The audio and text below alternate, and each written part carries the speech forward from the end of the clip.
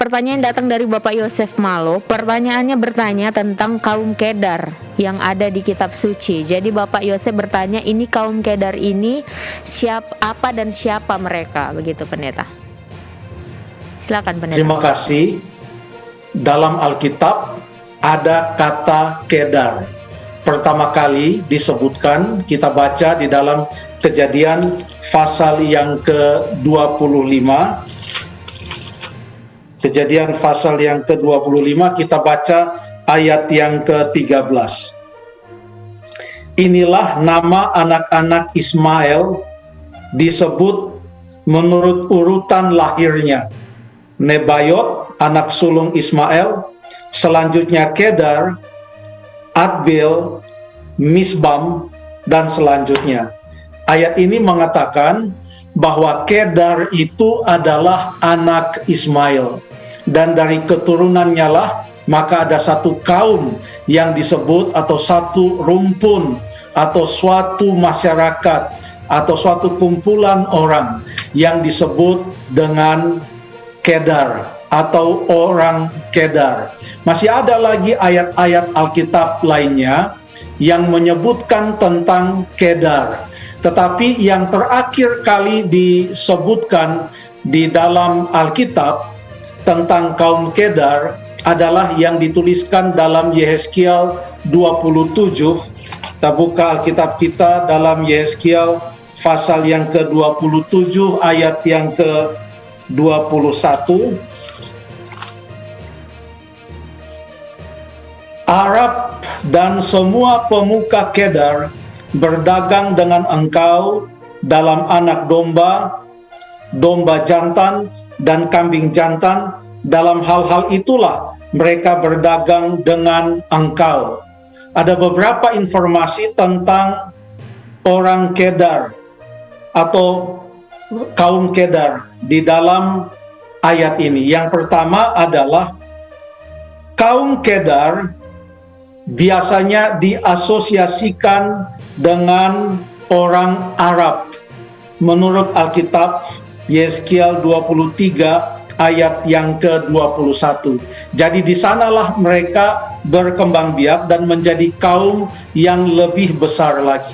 Yang kedua, yang perlu kita ketahui dari ayat ini adalah bahwa bahkan sampai kepada zaman orang Israel dibuang ke Babylon, bahkan nubuatan Yehezkiel tentang apa yang akan terjadi kepada bangsa Israel setelah pembuangan tetap menunjukkan bahwa ada hubungan antara kaum Kedar dengan orang-orang Israel, dan di dalam ayat ini hubungan itu paling tidak dalam Yehezkiel 27 ayat yang ke-21 adalah hubungan dagang.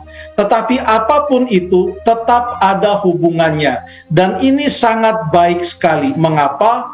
Oleh karena nenek moyang Israel dan nenek moyang Kedar adalah sama, yaitu Abraham. Abraham memperanakan Ishak, dan dari Ishak ada Yakub yang kemudian namanya adalah Israel. Kemudian dari Abraham juga ada Ismail, lalu kemudian Ismail memperanakan anak-anak yang salah satunya bernama Kedar. Jadi ini menggambarkan bahwa kaum Kedar itu sangat erat kaitannya dengan orang Israel di dalam perjanjian lama. Sekarang ini umat Tuhan atau orang Kristen menurut Alkitab Perjanjian Baru adalah Israel rohani, karena bukan hanya orang Israel saja yang diselamatkan. Menurut Alkitab dalam Galatia pasal yang ketiga, semua orang, entah itu Yahudi, Yunani, merdeka atau hamba, laki-laki, perempuan, semua sama di hadapan Kristus. Semuanya bisa selamat. Bahkan pada saat orang Israel di zaman Yesus merasa sangat eksklusif dan berpikir bahwa keselamatan itu hanya milik mereka.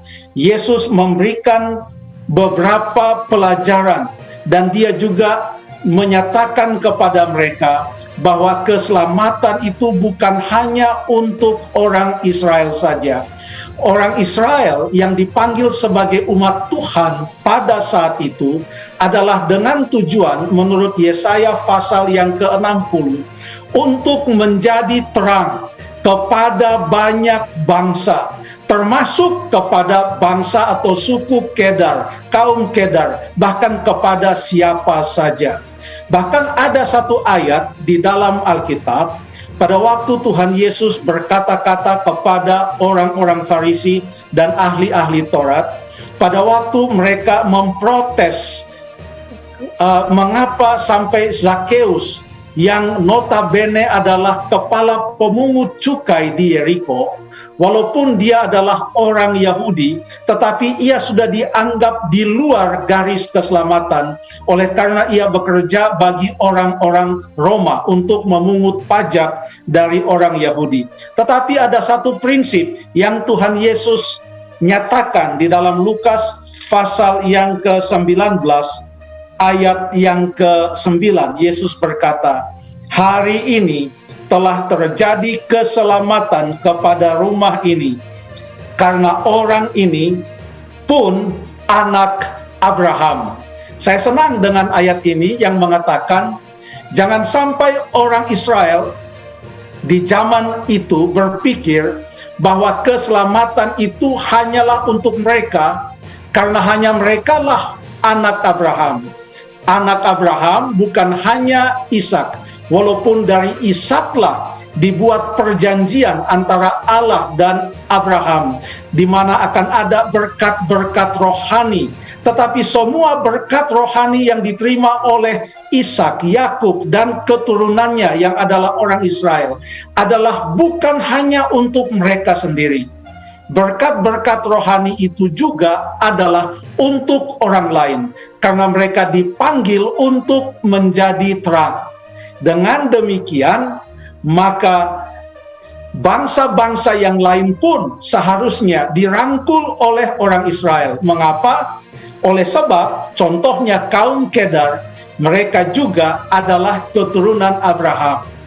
Di zaman Perjanjian Baru, ditekankan sekali lagi bahwa kita semua ini adalah merupakan objek kasih Allah, di mana kita semua bisa mendapatkan keselamatan. Siapapun yang bisa disetarakan atau diumpamakan sebagai kaum Kedar pada saat ini, keselamatan adalah untuk semuanya. Karena begitu besar kasih Allah akan dunia ini, sehingga ia mengaruniakan anaknya yang tunggal itu, supaya barang siapa yang percaya kepadanya, entah itu orang Yahudi atau orang Yunani, entah itu keturunan Ishak atau keturunan Ismail, apakah itu Yakub ataukah itu Kedar, atau siapapun, semuanya akan selamat dan tidak akan binasa jika percaya kepada Tuhan Yesus Kristus. Demikian tentang Kedar, hanya sedikit saja di dalam yang bisa saya sampaikan malam ini. Terima kasih.